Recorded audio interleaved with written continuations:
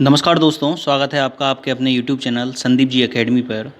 और मैं जानता हूं कि काफ़ी दिनों बाद मेरी वीडियो आ रही है और आज हम बात करेंगे मॉडर्न इंडियन हिस्ट्री के बारे में कि कब यूरोपियन का भारत में आगमन हुआ, किस प्रकार से आगमन हुआ, उन्होंने क्या क्या रणनीतियाँ अपनाई और कैसे अपनी कंपनी स्टेबलाइज करी भारत के अंदर।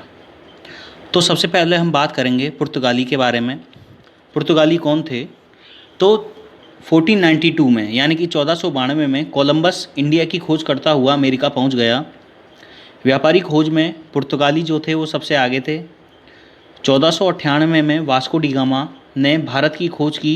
वह केप ऑफ गुड होप से भारत आया। तो कई बार एक क्वेश्चन पूछा जाता है कि सबसे पहले भारत में किसका आगमन हुआ था, तो वास्को डी गामा का। और कब हुआ था? 1498 के अंदर। 1488 में बोर्टोलोम्यू डियास ने केप ऑफ गुड होप की खोज की थी।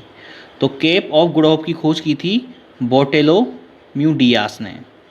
वास्को डी गामा कालीकट यानी कि जो कोझीकोड के नाम से भी प्रसिद्ध है, केरल में स्थित है, वहाँ पर 20 मई 1498 पर पहुँचा। जो वहाँ का राजा था लोकन, जो वहाँ का लोकल राजा था जेमोरिन ने उसका बड़े ही ट्रेडिशनल तरीके से उसको स्वागत सत्कार किया कि इंडिया तो आप वैसे ही जानते हो अतिथि देवो भव। तो वास्को डी गामा का काफ़ी ट्रेडिशनल तरीके से स्वागत किया गया था राजा जेमोरिन के द्वारा। वास्को डी गामा जो था यहाँ से मसाले और काली मिर्च और बहुत सारी जड़ी बूटी ले गया और उसे इस व्यापार से लगभग 60 गुना लाभ प्राप्त हुआ। तो मतलब जो उसने मसाले और काली मिर्च और जो जड़ी बूटियाँ वास्को डी गामा ने ली थी वो वहाँ पर पुर्तगाल में जाकर बेची, तो उससे उसको कितना लाभ हुआ? लगभग 60 गुना। पेडेरो अल्बर्स कतराल ने ब्राज़ील की खोज की। तो देखो इसमें तुम्हारे 3 क्वेश्चन बनते हैं। पहला क्वेश्चन, कोलंबस ने खोज करी थी अमेरिका की। दूसरा, वास्को डी गामा भारत आया था 1498 में।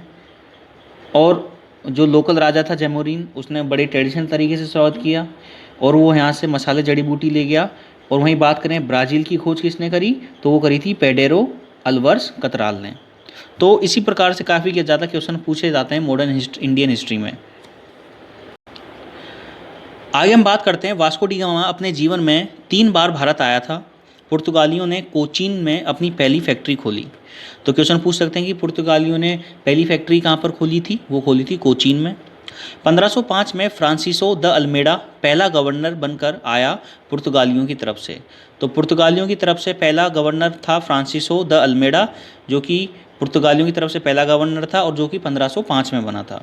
1508 में चोल का युद्ध हुआ। इस युद्ध में महमूद बिगारा तुर्की से सुल्तान और इजिप्ट के सुल्तान एक तरफ से और अल फ्रांसिसो द अल्मेडा एक तरफ से थे।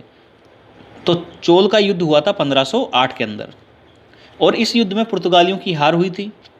1509 में दूसरा गवर्नर अल्फासो द अल्बुर्क पुर्तगालियों का नया गवर्नर बना। तो दूसरा गवर्नर कौन था? अल्फासो द अल्बुकर्क, जो कि 1509 में बना। 1510 में बीजापुर के यूसुफ आदिल शाह से गोवा को छीन लिया गया। पुर्तगाली भारत में प्रिंटिंग प्रेस लेकर आए थे। तंबाकू की शुरुआत पुर्तगालियों ने ही की थी। तो क्वेश्चन 2 इंपॉर्टेंट क्वेश्चन बनते हैं यहाँ से दोस्तों कि पुर्तगाली भारत में प्रिंटिंग प्रेस लेकर आए और दूसरा तंबाकू की शुरुआत किसने करी थी? वो पुर्तगालियों के द्वारा की गई थी। आगे हम बात करते हैं डच के बारे में। तो डच जो थे वो नीदरलैंड के निवासी थे। कर्नेलिस द हाउटमान 1596 में आने वाला पहला डच नागरिक था। तो पहला डच नागरिक कौन था? कर्नेलिस द हाउटमान। 1602 में डच ईस्ट इंडिया कंपनी की स्थापना की थी। 1605 में मसूलीपट्टनम में इन्होंने अपनी पहली फैक्ट्री खोली जो कि कोरोमंडल तट के पास थी। तो मसूलीपट्टनम में 1605 में फैक्ट्री खोली गई थी डचों के द्वारा। पुलिकट को इन्होंने अपना हेडक्वार्टर बनाया जो कि नागापट्टनम में स्थित है। डच सूती वस्त्र, कच्चा रेशम, अफीम, नमक, चावल आदि का व्यापार करते थे। 1667 में यह डील हुई अंग्रेजों और डचों के बीच में कि आप इंडिया ले लो और हमें इंडोनेशिया दे दो।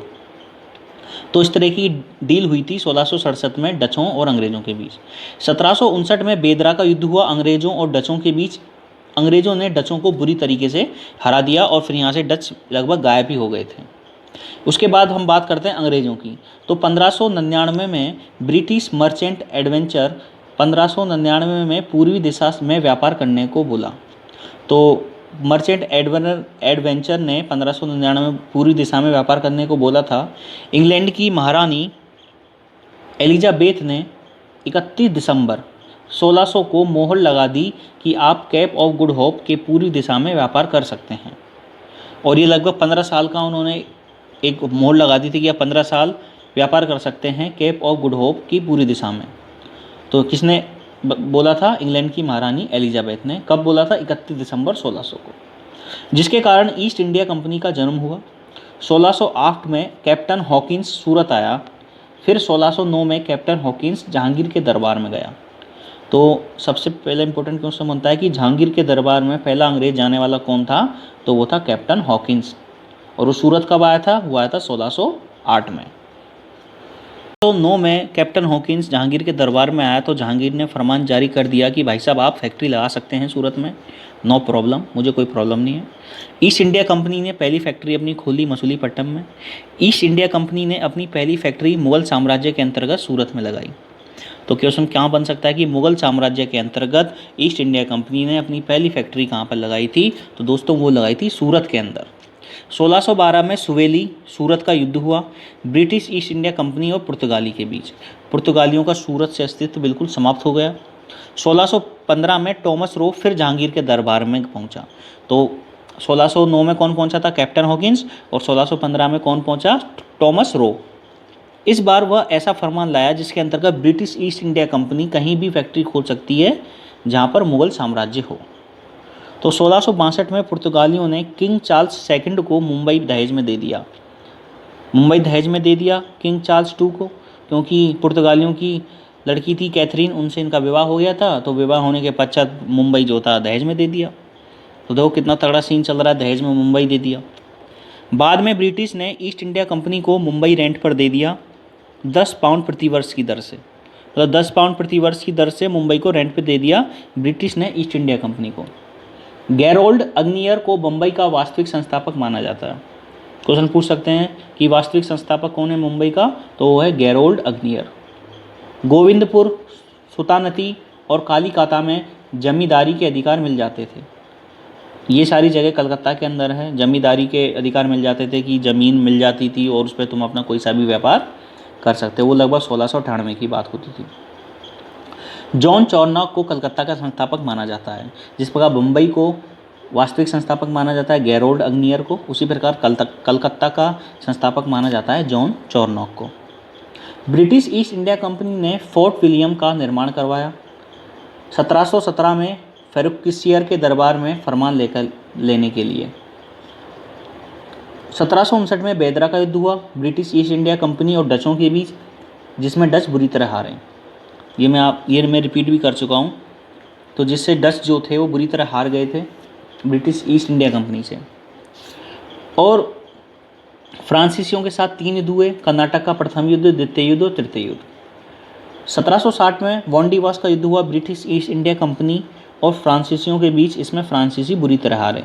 तो मतलब जो ब्रिटिश ईस्ट इंडिया कंपनी थी लगभग उसने सभी डचों को, पुर्तगालियों को, फ्रांसीसियों को बुरी तरीके से हरा दिया था और अपना एक तरीके से निर्माण कर लिया था। जगह जगह फैक्ट्री स्थापित कर ली थी मुगल साम्राज्य के अंदर।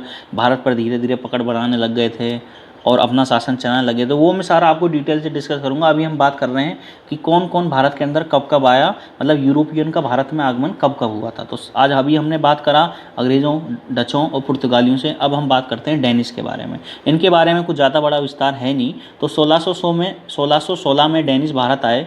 पहली बस्ती बंगाल के शेरमारपुर में बसाई, व्यापार कम किया तथा ईसाई धर्म का प्रचार प्रसार अधिक किया। तो क्वेश्चन ये उठता है कि ईसाई धर्म का प्रचार प्रसार सबसे द्वारा यूरोपियन के द्वारा जो आए थे उनका किसने किया था? वो डेनिश ने किया था। उसके बाद फ्रांसीसी के बारे में बात करते हैं जो कि लुई 14 सम्राट थे। कोलबर्ट ने पूर्व में व्यापार करने के लिए फ्रेंच ईस्ट इंडिया कंपनी की स्थापना करी थी 1664 में। भारत में 1668 में सूरत में फ्रैंको कैरो ने पहली कोठी खोली। तो फ्रैंको कैरो ने सूरत में पहली कोठी खोली थी फ्रांसीसी की तरफ से 1668 के अंदर। 1674 में फ्रांसीसी मार्टिन ने पांडिचेरी की स्थापना की। यह पहला ही गवर्नर भी था। तो पहला गवर्नर कौन था? फ्रांसीसी का मार्टिन, और उन्होंने पांडिचेरी की स्थापना करी। 1734 में ड्यूमा इनका नया गवर्नर बना जिसने व्यापार को बढ़ावा दिया। 1742 में डुप्लेक्स गवर्नर बना जो से फ्रांसीसी थे। पहला कर्नाटक का युद्ध हुआ था 1746 से 48। दूसरा कर्नाटक युद्ध हुआ 1749 से 54 के बीच और इसमें डुप्लेक्स हार गया तो उसे वापस बुलाकर चार्ल्स गोल्डन को भेजा। पांडिचेरी की संधि से युद्ध समाप्त हुआ। तीसरा कर्नाटक का युद्ध हुआ था 1756 से 1763। ये सप्तवर्षीय युद्ध था। इस युद्ध की शुरुआत फ्रांसीसी सेनापति काउंट ने दे लाली द्वारा की गई। लाली को ब्रिटिश सेनापति सर आयुरकुट द्वारा हरा दिया गया। अंततः फ्रांसीसी बॉन्डिवोस में लड़े गए तीसरे युद्ध में हार गए और बाद में यूरोप में उन्हें ब्रिटेन के साथ पेरिस की संधि करनी पड़ी। तो इस प्रकार से ये यहाँ पर समाप्त होता है चैप्टर कि किस प्रकार से यूरोपियन का भारत में आगमन हुआ। सबसे पहले पुर्तगाली, फिर डच, अंग्रेज, डेनिश, फिर फ्रांसीसी। कौन कौन से युद्ध इन्होंने करे, पुर्तगाली किस लिए आए थे, डच किस लिए आए थे, अंग्रेज किस लिए आए थे, किस प्रकार से अंग्रेज ने मुग़ल साम्राज्य के अंतर्गत ही फैक्ट्रियों का निर्माण करा, वो सारी चीज़ें हमने डिस्कस करी। और इसकी जो PDF है वो मैं इसमें लिंक में डाल दूँगा। और प्लीज़ वीडियो को शेयर, सब्सक्राइब, लाइक ज़रूर करा करें। Thank you very much.